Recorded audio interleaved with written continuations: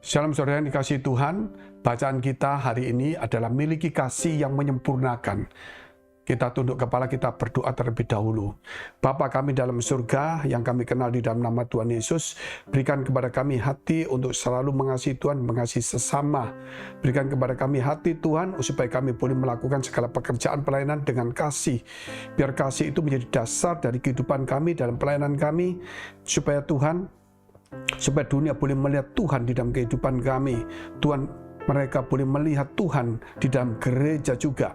Di dalam nama Tuhan Yesus kami berdoa untuk setiap orang yang punya masalah, persoalan, tantangan. Kiranya Engkau memberkati mereka, Engkau menolong, menyertai mereka Tuhan.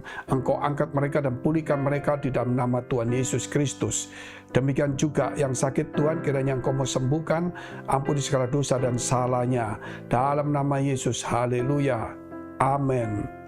Bacaan kita hari ini terdapat dalam kitab 1 Korintus 13 ayat 1 sampai dengan 3. Sekalipun aku dapat berkata-kata dengan semua bahasa manusia dan bahasa malaikat, tetapi jika aku tidak mempunyai kasih, aku sama dengan gong yang berkumandang dan canang yang gemerincing.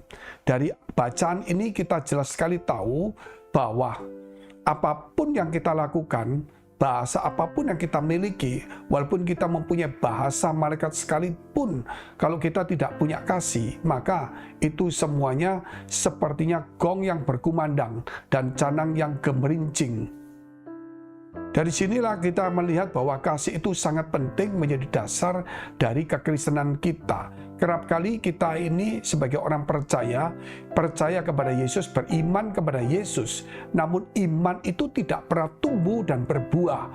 Padahal iman itu hidup, sehingga dikatakan supaya iman kita ini boleh bertumbuh, supaya iman kita boleh bertambah, tapi iman kita juga bisa berkurang, sehingga dikatakan iman itu bisa hidup, saudara.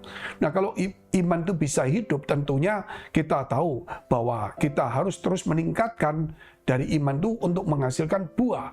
Dan buah-buah iman itu akhirnya kita melihat adalah kasih, karena kasih adalah terbesar. Orang pertama berjumpa dengan Tuhan itu karena kasih Tuhan yang besar turun kepada seseorang.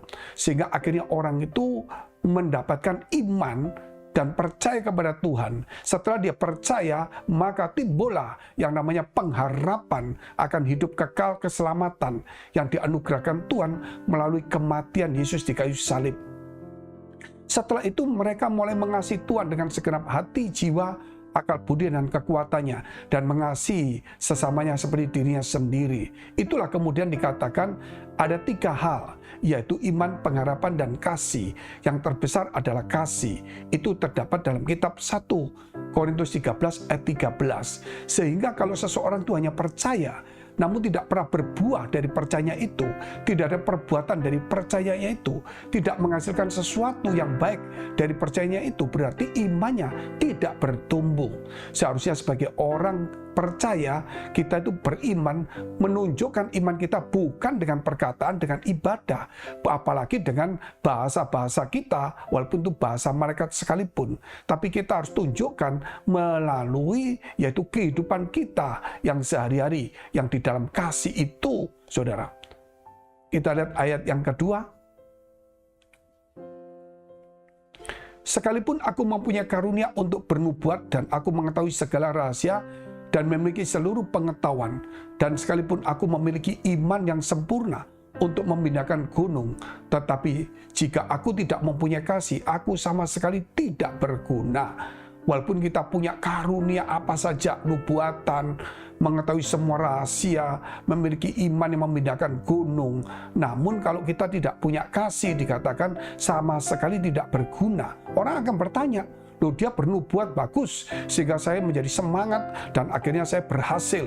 Dia memberikan pengetahuan yang luar biasa, mengetahui segala rahasia dan pengetahuan, bahkan imannya sempurna, bisa memindahkan gunung, melakukan mujizat. Apanya yang tidak gunanya? Tetapi surga berkata, itu adalah pemberian Tuhan. Itu adalah anugerah dari Tuhan, pemberian sendiri. Tetapi orang itu belum bisa memberikan sesuatu kepada Tuhan. Oleh sebab itu ketika pemberian kita dapat, ya pasti kita berikan. Apa yang kita dapat dengan cuma-cuma, kita berikan dengan cuma-cuma. Karena itu datang dari Tuhan. Namun ada satu yang harus kita pikirkan dan renungkan, yaitu ada satu proses dalam hidup kita selama hidup itu, yaitu iman terus bekerja untuk menghasilkan buah, yaitu dikatakan untuk mengasihi, hidup di dalam kasih. Iman bukan hanya menghasilkan karunia saja, karena karunia itu pemberian dari Tuhan, saudara. Tetapi iman itu bekerja untuk menghasilkan buah, sehingga banyak orang-orang Kristen itu mulai terjebak. Dia akhirnya cuma beriman, dia mengejar karunia, lupa hidupnya itu adalah irama atau nada, yaitu nada kasih.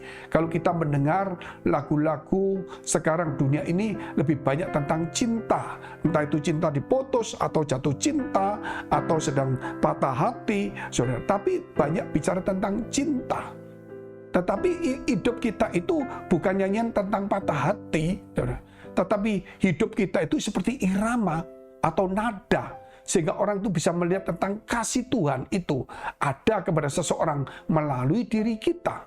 Sudah saatnya kasih itu bukan dengan kata-kata, tetapi kasih itu bukan cuma sesuatu yang teori, tetapi kasih itu ada sesuatu yang nyata, perbuatan nyata.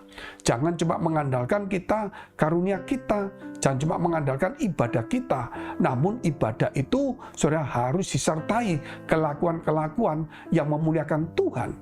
Kelakuan-kelakuan itu harus didasari semua dengan kasih. Banyak orang melayani, namun itu punya motivasi. Banyak orang ke gereja, tetapi tidak mengasihi Tuhan, mengasihi dirinya sendiri, tidak mengasihi sesamanya. Sehingga timbullah pertengkaran, harga dirinya, gengsinya naik, sehingga dia mudah marah, dan sebagainya. Sehingga dikatakan walaupun kita punya iman yang sempurna, bisa memindahkan gunung, melakukan mujizat, namun kalau kita tidak punya kasih, dikatakan tidak ada gunanya. Itu yang Tuhan katakan. Mari saudara, pada situasi saat seperti ini, hendaklah kita mau membenamkan diri kita, bukan kepada iman saja, namun juga kita membenamkan diri di dalam kasih Allah itu sendiri, supaya kasih Allah itu boleh ada di dalam kehidupan kita, sehingga kita bisa mengekspresikan kasih itu dalam perbuatan, kata-kata, dalam pekerjaan dan pelayanan kita. Kita lihat ayat yang ketiga. Dan sekalipun aku membagi-bagikan segala sesuatu yang ada padaku, bahkan menyerahkan tubuhku untuk dibakar, tetapi jika aku tidak mempunyai kasih, sedikit pun tidak ada faedahnya bagiku. Banyak orang berkorban besar-besar, saudara, yang begitu luar biasa sampai tubuhnya sakit semuanya. Ya mungkin juga akhirnya mati. Namun kalau semua itu tidak didasari kasih, tidak ada gunanya, tidak berfaedah. Contohnya kalau kita melihat, ya seorang ibu itu pasti punya kasih kepada anaknya, itu pada umumnya. Namun seorang suster atau pembantu, dia kerja mati-matian, dia memelihara anak itu, tetapi belum tentu kasih, karena dia cuma digaji, karena itu satu pekerjaan. Sehingga kita harus tahu apakah itu karena satu motivasi, satu pekerjaan, atau ada punya tendensi tertentu. Ataukah kita ini seperti seorang ibu terhadap anaknya yang hidupnya di dalam kasih kepada sesamanya, ya kepada Tuhan dan sebagainya. Demikian Tuhan itu mengasihi kita, itu kasih yang tidak terbatas. Nah, kalau kita bisa mengasihi tanpa motivasi, kita mengasihi karena kita punya tanggung jawab dan memang mengasihi Tuhan, bukan karena motivasi, bukan karena pekerjaan kita. Banyak orang yang di dalam gereja, termasuk pelayan-pelayan, itu saudara melayani profesional, namun sebenarnya belum tentu didasari oleh kasih. Sebab itu dikatakan kasih itu terbesar. Ingat, ketika Tuhan Yesus memanggil Simon Petrus untuk terakhir kali sebelum dia naik ke surga, yaitu setelah dia bangkit dari kematian, dia bertanya kepada Simon, apakah engkau mengasihi aku? Simon berkata, ya Tuhan, aku mengasihi engkau. 3 kali Tuhan bertanya kepada Simon, dan Simon 3 kali menjawab. Dan Tuhan katakan juga 3 kali, yaitu gembalakanlah domba-dombaku. Gembalakanlah domba-dombaku. Gembalakanlah domba-dombaku. Artinya di dalam segala pelayanan kita, Yaitu mau kita sebagai pelayan jemaat biasa, komsel, asar, ataupun sebagai jemaat, tidak bisa kita lepas daripada kasih. Kita bisa menggembalakan anak kita menggembalakan mungkin juga adik-adik kita. Nah, mungkin teman-teman kita harus semua dasarnya kasih, yaitu tidak boleh memilih-milih orang.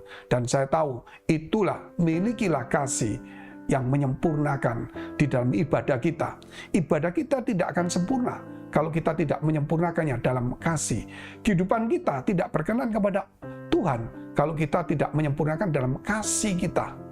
Mari kita tunduk kepala, kita berdoa. Bapa kami dalam surga, yang kami kenal dalam nama Tuhan Yesus, terima kasih Tuhan atas firman-Mu, supaya setiap kami boleh mengasihi, hidup di dalam kasih, dan mengimpartasikan kasih itu. Kami tahu Tuhan, kasih itu sungguh-sungguh bisa memberikan kepada banyak orang damai sejahtera, bisa mengobati banyak orang, bisa membalut luka-luka hati banyak orang.